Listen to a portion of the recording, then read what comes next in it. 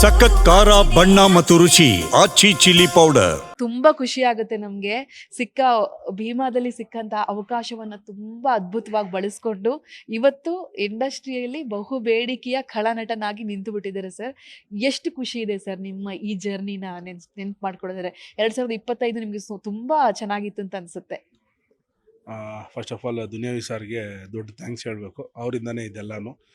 Again media, ನಿಮ್ಮಿಂದನೂ ಇಷ್ಟು ದೊಡ್ಡ ನನಗೆ ಚಾನ್ಸ್ ಸಿಗ್ತಾ ಇರೋದು ನಿಮ್ಮಿಂದಾನೇ. ಇಷ್ಟು ನೀವು ನನ್ನ ಎಲ್ಲ ಕಡೆ ತೋರಿಸಿಲ್ಲ ಅಂದರೆ ಇದು ಬರ್ತಾ ಇದ್ದಿಲ್ಲ. ಕರ್ನಾಟಕ ಜನತೆಗಳು ಅವರು ನನ್ನ ತುಂಬ ಹಚ್ಕೊಂಡಿದ್ದಾರೆ. ಹಂಗಾಗಿ ನಾನು ಒಳ್ಳೆ ಸ್ಟಾರ್ ನಟರು ಅವ್ರ ಸಿನಿಮಾದಲ್ಲಿ ಯೂಸ್ ಮಾಡ್ಕೊಂಡಿದ್ದಾರೆ. ತುಂಬ ಖುಷಿ ಆಗ್ತಿದೆ. ಎಲ್ಲರಿಗೂ ದೊಡ್ಡ ಧನ್ಯವಾದಗಳು. ಮಾರ್ಕ್ ಅವಕಾಶ ಸಿಕ್ಕಂತ ಸಂದರ್ಭದಲ್ಲಿ ಸುದೀಪ್ ಸರ್ಗೆ ವಿಲನ್ ಅಂತ ಗೊತ್ತಾದಾಗ ಈ ಅವಕಾಶ ನಿಮ್ಮನ್ನ ಹುಡುಕೊಂಡು ಬಂದಂತ ಸಂದರ್ಭದಲ್ಲಿ ಹೇಗಿತ್ತು ಸರ್ ನಿಮ್ಮ ಖುಷಿ? ಆ ಸಂದರ್ಭನ ವಿವರಿಸೋದಾದ್ರೆ. ಖುಷಿ ಇಲ್ಲ, ಭಯಂಕರ ಕನ್ಫ್ಯೂಷನ್ ಇದೆ. ಮಾರ್ಕ್ ಸಿನಿಮಾನ ಕನ್ಫರ್ಮಾ ಅಂತ, ಯಾಕಂದರೆ ಹೇಳಿದ್ರು. ಅಗೇನ್ ಅದನ್ನು ನಾನು ಫೀಲ್ ಮಾಡೋಕ್ಕಾಗಲಿಲ್ಲ ನನಗೆ.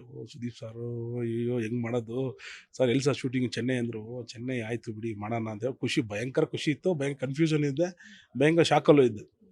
ಯಾಕಂದರೆ ದೇವರ ಆಶೀರ್ವಾದ, ನಮ್ಮ ದುನಿಯಾವಿ ಸರ್ ಆಶೀರ್ವಾದ. ದೊಡ್ಡ ಸ್ಟಾರ್ ಜೊತೆ ಕಾಸ್ಟಿಂಗ್ ಆಗ್ತಾಯಿದ್ದೀನಿ. ತುಂಬ ಖುಷಿ ಆಗ್ತಾಯಿದೆ. ನನ್ನ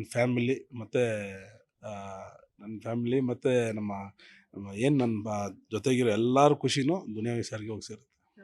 ಅವರು ಮಾರ್ಕಲ್ಲಿ ಈ ಥರ ಅವಕಾಶ ಸಿಕ್ಕಿದೆ, ನಾನು ಸಿನಿಮಾ ಮಾಡ್ತಾ ಇದ್ದೀನಿ ಅಂತ ಅಂದಾಗ ಏನು ಹೇಳಿದ್ರು ನಮ್ಮ ವಿಜಿ ಸರ್? ನಿಮಗೆ ಯಾವ ಥರ ಆಶೀರ್ವಾದ ಮಾಡಿದ್ರು ಅಂತ ಹೇಳಿ?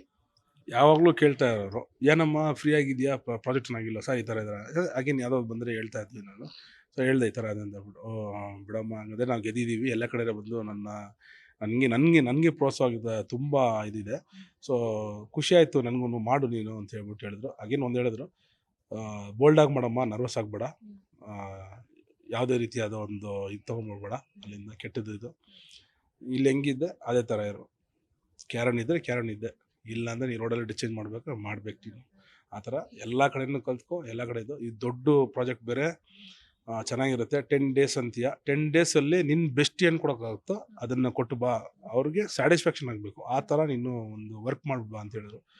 ಸೊ ವರ್ಕ್ ಮಾಡಿದ್ದೀನಿ. ಸಾರು ಮೊನ್ನೆ ಸ್ಟೇಜಲ್ಲಿ ಹೇಳಿದರು, ಖುಷಿಯಾಗಿದೆ ಚೆನ್ನಾಗಿ ಮಾಡಿದೆ ಅಂತ. So thank you Sudeep sir.